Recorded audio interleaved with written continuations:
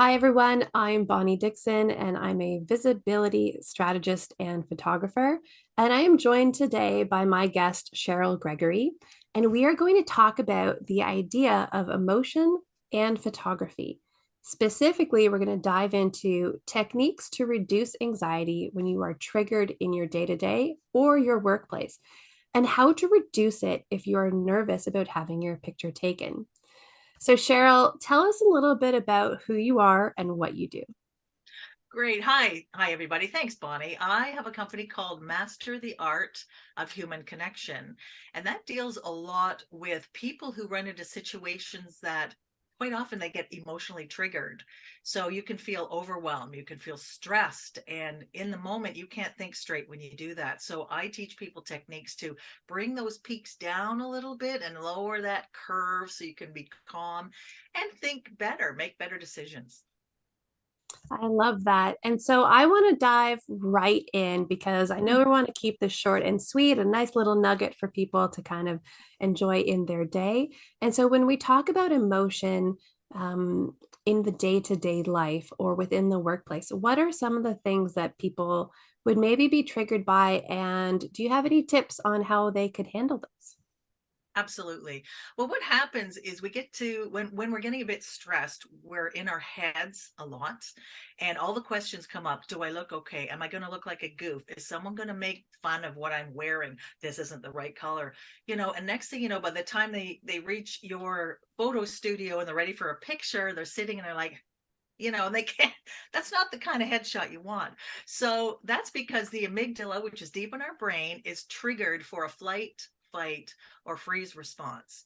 And it's only natural because your body's going to respond to that. And all the resources in your body go from your brain, your frontal lobe, which is where you think and make logical decisions and you can keep yourself calm and all that. It goes into your body so that you're ready to run away or fight or make yourself smaller.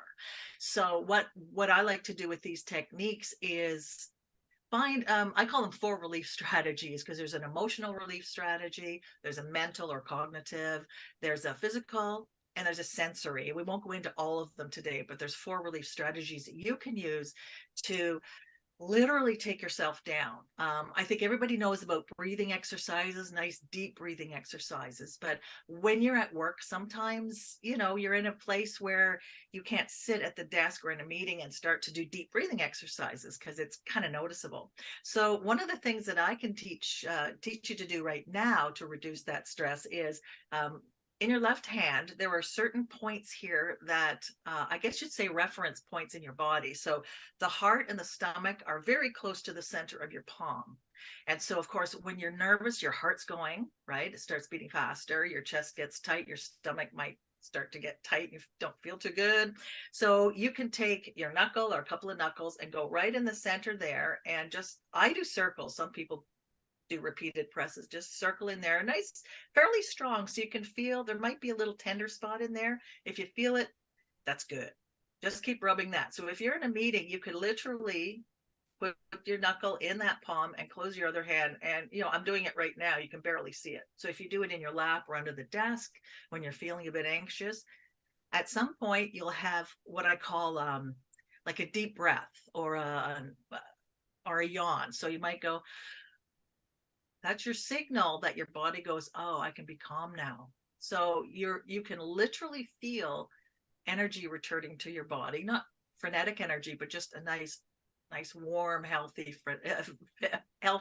feeling or flow of energy in your body, and you can think better. So you're not going to go blank and you're not going to sort of react emotionally like you would to some emotional triggers. So that's just one of the things, but there's lots. And I include them in my latest program that we're going to talk about in a little while. Awesome. I really love that tip because it's so simple. And it's, like you said, something that you can do in a boardroom meeting or in a workplace situation that isn't, oh my gosh, look at, what is Bonnie doing right now? It's Yeah. very subtle, but something that you can do to self-soothe and really help that anxiety level come down. And I'm going to keep that in mind with my photography clients because so often business owners come to me and they're so anxious about having their picture taken. they're business owners. They're a chiropractor, they're a pizza shop, they're a lawyer. They're not models and used to being in front of cameras. And I understand that all too well. That's partly why I'm a photographer. I don't like being in front of the camera. I want to be behind it, capturing the moments. And so that's a very simple technique with your left hand, to just concentrate on that and help take away that anxiety. So I love that tip. Awesome. Glad to Yeah. help. I know that one thing I also do with clients who aren't very comfortable in front of the camera or maybe anxious about it. One Mhm. of the things I like to do is really take my time with them as well, because too often business owners would go for a branding photo session or an updated headshot, and they have 30 minutes and then bang, bang, bang, get them out, and then it's the next client. And I don't subscribe to that method. I think that we all deserve to have our time, take our time, bring different outfits, feel comfortable, go through different poses. I love to build a rapport with the customers and clients so that they feel comfortable and get them out of that anxious state. So I love that tip. I think that it'll be really helpful to share with my clients. And Oh, so you mentioned your program. I would love to know more about that. And if there are more tips like that I could maybe share with future photo clients.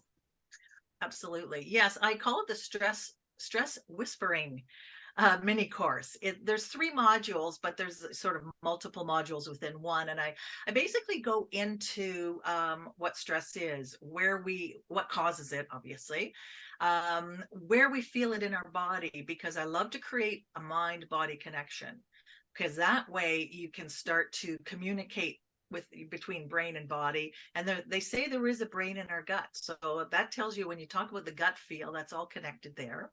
So I do talk about the 3 stress responses: flight, fright, and freeze. I always get those F's all fluffed up. But we've all heard of those, but we talk about why that happens. And I alluded to it a little bit with the amygdala earlier. And then we go into 4 stress relief strategies that help you reduce that stress. And so again, I'll just mention them again because it's really, I'll expand a bit. One is emotional. So it's not that you're feeling the stress emotionally, but you're using your emotions to relieve the stress. So, in other words, when you're talking about something emotional, like petting a cat or petting your dog, is something that is an emotional stress relief. You always feel better. I mean, that's a really good example. There's a cognitive or a mental stress relief. So it's not that you feel the stress mentally, but you are literally choosing to think about something, so you can't think about this, so the stress doesn't get in. You can't be stressed and not stressed at the same time. They don't exist in the same world. So there's things like crossword puzzles, Sudoku puzzles, that sort of thing. But even one of the examples maybe from my course is, because I love music, and sometimes when I'm listening to, it could be a band, it can be an orchestra, you just close your eyes while the music's playing and just focus on, say, the drums only first, and then switch from the drum to a cymbal, switch from the cymbal to the saxophone, and where you just really hear what the saxophone player is doing, all of the different instruments, maybe the vocals as well. When you do that really laser focus, you can't be feeling stressed at the same time, because you're literally using your mind to focus on something else. So it helps reduce the stress. Laughter is a good one. We all know that. Where am I? Physical means getting out and working out, sweating, because sweating, actually, you release negative hormones, the extra adrenaline and cortisol, through your perspiration. So you literally, like, go to a gym or lift weights, something like that. And then finally, the sensory ones, which are my favorite, are getting into like tapping. I don't know if you're familiar with tapping, but there's different energy mediums in our body. So I take people through a video where we literally tap. And there's tapping, there's something called havering, which is a really nice self-soothing process.